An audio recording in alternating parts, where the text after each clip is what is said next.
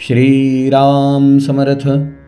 श्री गणेशाला, शारदेला, समर्थ सद्गुरूंना वंदन करून क्षणभर नामस्मरण करू. अधिक मास महात्म्य कथेचा 4था अध्याय श्रवण करू. ओम नमो भगवते वासुदेवाय. ओम नमो भगवते वासुदेवाय.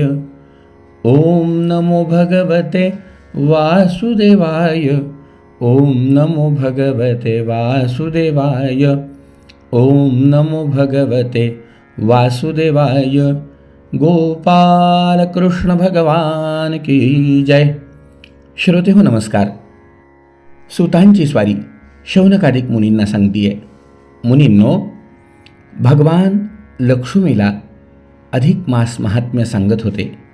हे सांगत असताना भगवान म्हणाले, लक्ष्मी, मनुष्याने आपल्या जीवनाची कृतार्थ साधण्याकरिता अधिक मासाच्या पर्वकालाच्या निमित्ताने भगवंताचं नामस्मरण करावं, भगवंताचं अधिष्ठान असलेल्या विप्रांचं पूजन करावं, गंगेचं पूजन करावं, गंगा स्नान करावं, गोमातेचं पूजन करावं, गोदान करावं.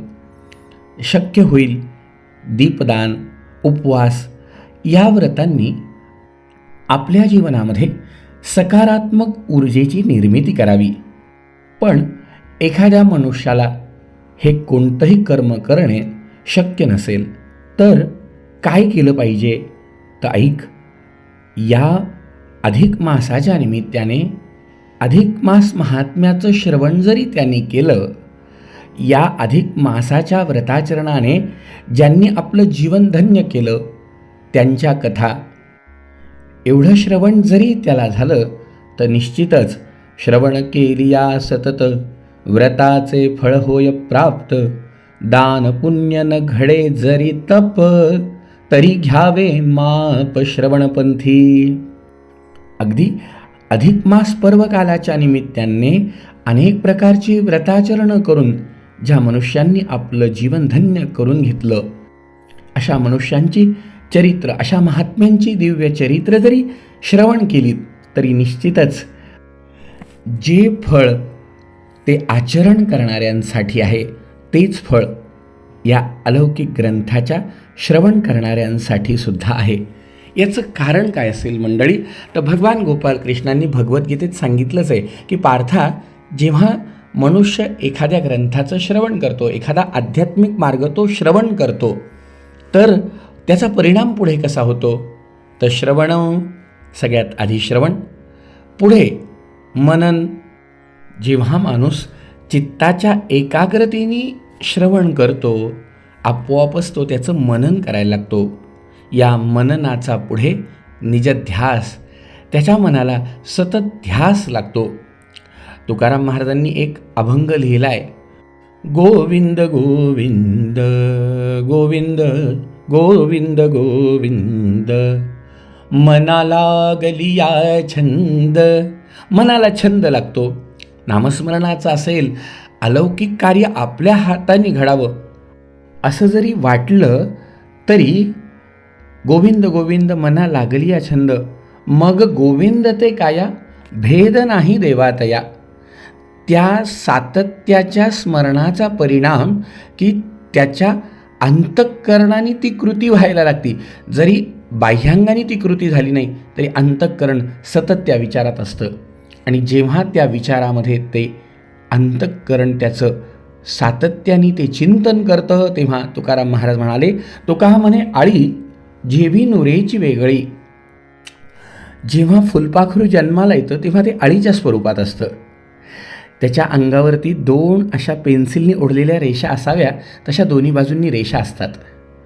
जेव्हा त्याचा जन्म होतो तेव्हा पंख नसतात.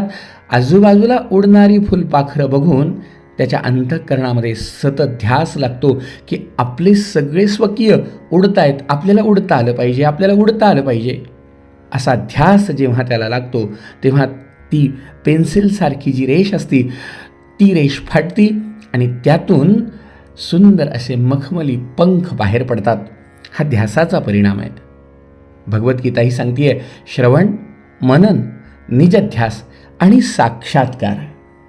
आपल्याला साक्षात्कारापर्यंत पोहोचता येतं जेव्हा आपल्याला एखाद्या गोष्टीचा ध्यास लागतो, त्यामुळे श्रवणसुद्धा तितकंच जीवनामध्ये फलदायी ठरतं. म्हणून अधिक मास महात्म्य श्रवण जरी केलं, अनेकांना आपल्या करवी श्रवण करवून जरी दिलं, तर निश्चितच व्रताचरणाचं जे फल आहे किंवा ज्यांनी ते व्रत आचरण करून आपल्या जीवनामध्ये भगवत कृपा प्राप्त करून घेतली, त्या कथांचं श्रवणसुद्धा आपल्याला त्यांना प्राप्त करून दिलेलं फळ प्राप्त करून देणार हे निश्चित आहे.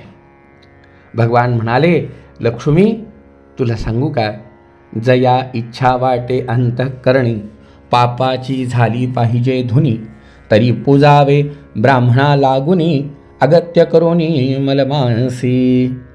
ज्यांना असं वाटतं आपल्या पापाची बोहरी व्हावी, त्यांनी सगळ्यात महत्त्वाचं भूदेव, समर्थांनी सुद्धा सांगितलं ना मंडळी, उपासनेला दृढ चालवावे, भूदेव संतासी सदा लवावे. भूदेव ज्यांनी आपल्या जीवनामध्ये भगवत प्राप्ती करून भगवंताच्या नामाची साधना करून आपलं जीवन अलौकिक केलं आहे किंवा त्या साधनेच्या वाटेवर ते आहेत, जे वेद वेदांग श्रुती स्मृतींचा अभ्यास करतायत, त्यांच्या पूजनाचं अलौकिक महत्त्व आहे.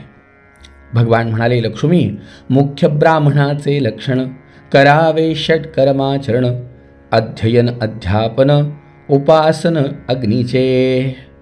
भगवान सांगतायत, लक्ष्मी अगं ब्रह्म जाणे तो ब्राह्मण, ज्यांनी जीवनामध्ये षडकर्म आचरण केलं आहे. एक म्हणजे अध्ययन अध्यापन, ज्यांनी स्वतः अभ्यास केला आणि तो अभ्यास त्यांनी इतरांना शिकवला. ज्याने दान आणि प्रतिग्रह, ज्याने स्वतः दान केलं आहे आणि तो दान घेतो आहे. ज्याने जीवनामध्ये यजन आणि याजन, स्वतःही अग्नीची उपासना केली आहे आणि अनेकांकडनं अग्नीची उपासना करवून घेतलेली आहे, अशा विद्वानांचं या अधिक मासामध्ये पूजन व्हावं.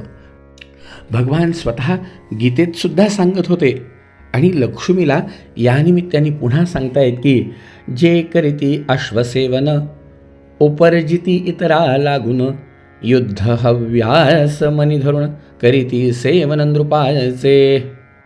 हे करत असताना स्नान नाही, संध्या नाही, षडकर्माचं आचरण नाही, मग यांना कसं ब्राह्मण म्हणता येईल? म्हणून क्षत्रिय धर्मी ब्राह्मण, ते पूजना योग्य नव्हे ती जाण. म्हणून ज्यांनी क्षात्र धर्म स्वीकारलाय ते क्षत्रिय. पशुसेवा निरंतर करून, जे करती वाणिज्य कर्माचरण, धन मिळविती व्यवसाय करून, ते वैश्य जाण म्हणावे. नाना वस्तू जात संग्रह, करून करी जो विक्रय, तो वैश्य धर्मा ब्राह्मण पाहे, न साहे प्रतिग्रही. अशा प्रकारची व्यावसायिक कर्म करणारे वैश्य.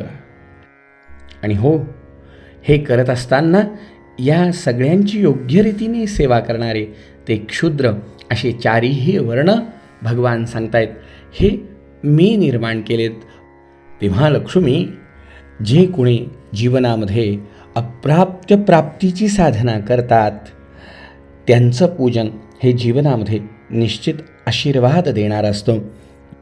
या अधिक मासाच्या निमित्ताने आपण अशा भगवत कृपेची, भगवत प्राप्तीची, भगवंताचं जीवनामध्ये अधिष्ठान निर्माण करणाऱ्यांची सेवा केलीच पाहिजे.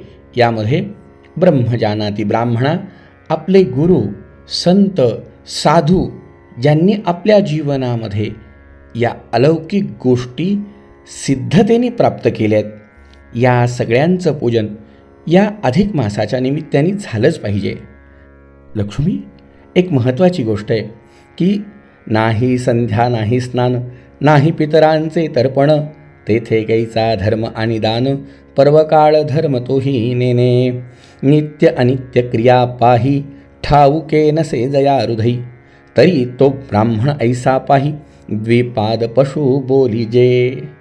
फक्त ब्राह्मणाच्या पोटी जन्म घेऊनच ब्राह्मण होईल असं अजिबात नाही. लक्ष्मी, अगं ज्यांनी जीवनामध्ये ज्ञानार्जन केलंच नाही, तो द्विपाद पशु बोली जे, स्वतः भगवान म्हणतायत.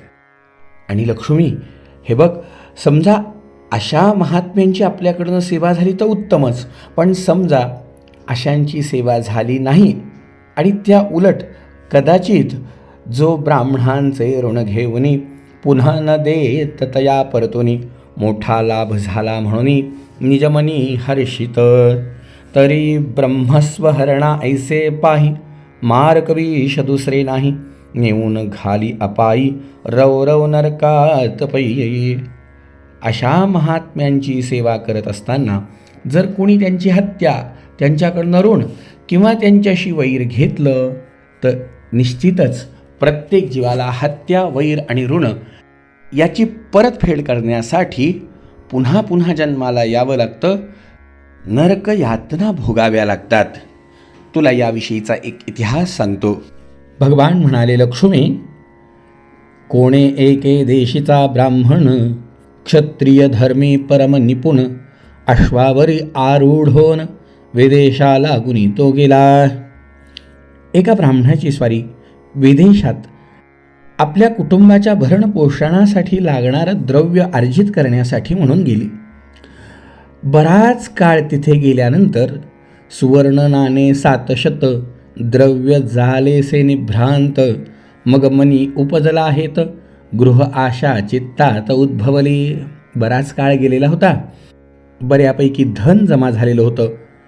700 सुवर्ण मुद्रा त्यांनी आपल्याजवळ साठवल्या. मनात विचार केला, काही दिवस घरी जाऊ, म्हणून घरी येण्यासाठी निघाला. घरी येताना रस्त्यामध्ये एका ठिकाणी स्नान संध्या करण्यासाठी काही शिदोरी खावी या उद्देशाने तो थांबला. स्नान संध्या टोपली, दुपारची शिदोरी खाणं झाली. आता घरी जाण्याची गडबडो, लगबग झाली जाण्याची. मनी आस उद्भवली कुटुंबाची, म्हणे आजच भेटी घेऊ तयेची. परी गाठोडी धनाची विसरला.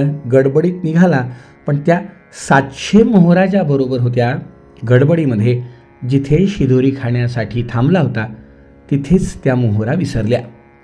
गडबडीत तो निघून गेला. त्या ठिकाणी एक पांथिक आला. त्यांनी काही काळ विश्रांती तिथे घेतली आणि विश्रांती घेऊन तो परत निघाला. तो त्याच्या दृष्टीला ही गाठोडी पडली. त्यांनी बघितलं, वावा, अनायासे अचानक धन लाभ झाला. तो ती गाठोडी घेऊन निघून गेला. रस्त्याने जाताना बराच वेळ गेल्यानंतर या ब्राह्मणाला आपली गाठोडी पाहण्याची इच्छा झाली आणि जेव्हा तो ती गाठोडी शोधायला लागला तेव्हा त्याला कळालं की आपली गाठोडी तिथेच विसरली आहे. परत फिरला, पण तिथे येईपर्यंत आधी आलेला पांथिक ती गाठोडी घेऊन गेला. त्याच ठिकाणी एक तिसरा पांथिक बसलेला होता. तो त्याची शिदोरी खात बसला होता. आता ब्राह्मणाची स्वारी आली. तिथे या पांथिकाला त्याने पाहिलं. पहिल्यांदा आल्यावरती त्यांनी विचारलं, बाबा, इथे अशा अशा प्रकारे माझी गाठोडी राहिली, तू पाहिली का? नाही हो, नाही हो. शेवटी ब्राह्मण त्या तिसऱ्या पांथिकाला म्हणाला की हे बघ, मी तुला त्यातल्या अर्ध्या मोहरा देतो. माझ्या 700 मोहरा होत्या, मी तुला 350 देतो. 350 मला ठेवतो, घेतली असेल तर देऊन टाक. नाही हो, नाही हो. शेवटी खरंच हो, तिसऱ्या पांथिकाने काही घेतलेलंच नव्हतं, तर तो देणार कुठून होता? आणि दोघांमध्ये झालेली चकमक शेवटी भांडणामध्ये आणि त्यानंतर एकमेकांनी एकमेकांवर वार करत असताना त्या विप्राच्या हाताने तो तिसरा पांथिक मृत पावला. अंतरिक्षातनं नारदांची स्वारी प्रवास करत होती. देवर्षी नारदांनी भगवंताला विचारलं, वाह वाह देवा, अहो काय चाललंय? द्रव्य होतं कुणाचं, घेतलं कुणी आणि मारल्या कोण गेला? तेव्हा भगवंतांनी सांगितलं, नारदा, हे दृश्य तुला आताचं जरी दिसत असलं तरी तुला सांगू का, हे फळ आता दिसलं पण यांचं कर्मगत जन्मीचं आहे. अरे, ज्या पांथिकानी धन नेलं तो पूर्वीचा एक सधन सावकार होता. जो मारल्या गेला त्याने त्या सावकाराकडनं मागच्या जन्मी धन उसणं घेतलं होतं. तो ते परत करत नव्हता आणि ज्या पांथिकानी मारलं म्हणजे ज्याचं द्रव्य होतं तो पांथिक त्या दोघांचा मध्यस्थी होता. हा म्हणाला होता की जर याने द्रव्य दिलं नाही तर मी देईल. या जन्मामध्ये त्याला ते द्रव्य द्यावं लागलं. बरं, गतजन्मी या तिसऱ्या पांथिकाने द्रव्य दिलेलं नसल्यामुळे हा जो धन ज्याला प्राप्त झालं, या जन्मी जो मध्यस्थी होता, त्यांनी याला तगादा केला की बाबा मी तुमच्या दोघांचा मध्यस्थी आहे, धन देऊन टाक. पण त्यांनी काही ऐकलं नाही. शेवटी तो धन देत नाही म्हणून त्यांनी त्या तिसऱ्या पांथिकाच्या घरी जाऊन आपण स्वतः आत्महत्या केली. गतजन्मी त्याच्यामुळे हत्या करावी लागली म्हणून या जन्मी त्यांनी त्याची हत्या केली. आणि जो धन दिला होता तो व्यक्ती आपलं धन घेऊन गेला. म्हणून ही हत्या, वैर आणि ऋण कुणाचंही कुणाला कधीही चुकत नाही. त्यामुळे शक्यतो हे लक्ष्मी, कुणीही आपल्या जीवनामध्ये भगवत भक्तीचं आचरण करत असताना, सदाचाराचं आचरण करत असताना, काही कर्म करत असताना आवश्यक हा नियम पाळलाच पाहिजे.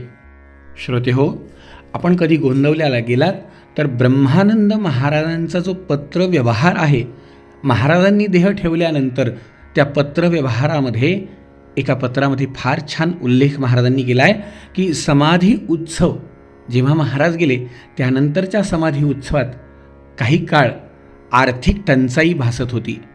त्यावेळेला त्या पत्रामध्ये अवश्य नमूद केलं आहे की कुणाचंही उधार घेऊ नये, कर्ज काढू नये, जे काही द्रव्य जमेल त्यात उत्सव करावा. जीवनामध्ये एवढ्यासाठी माणसाने आपल्या ऐपतीप्रमाणे अंथरूण पाहून पाय पसरावे, हे तेवढंच खरं आहे. अलौकिक अशा प्रकारचं ज्ञान लक्ष्मीला सांगितलं आणि लक्ष्मीला आवर्जून सांगितलं की म्हणून ज्याच्याकडनं दानधर्म शक्य नाही, उपोषण शक्य नाही, त्यांनी क्वचित वेदमंत्रोच्चारी, क्वचित पुराणज्ञ जरी, तरी घेतला शास्त्राधारी दानाधिकारी, असे तो क्वचित मंत्रांचा उच्चार करणारे, क्वचित पुराण सांगणारे धर्मज्ञ या अधिक मासामध्ये अशा महात्म्यांची पूजा करावी. नाही काही जमलं तर रोज महात्म्यांना नमस्कार करावा. आणि समजा असे महात्मे नाहीच मिळाले तर श्रोतेहो, आजही आपण आपल्या घरून ज्ञानेश्वर महाराजांच्या समाधीला मनोभावे वंदन करू शकतो. समर्थांच्या, तुकोबारायांच्या, गजानन महाराजांच्या, ज्यांच्यावर आपली श्रद्धा आहे, अधिक मासानिमित्त आपण मनोभावे घरून त्यांना नमस्कार करूया आणि आपल्या जीवनामध्ये त्यांनी अखंड आपल्याकडून भगवत सेवा करून घ्यावी असा आशीर्वाद मागूया. पुन्हा भेटूया उद्या सकाळी ठीक 6 वाजता. तोपर्यंत जय जय रघुवीर समर्थ.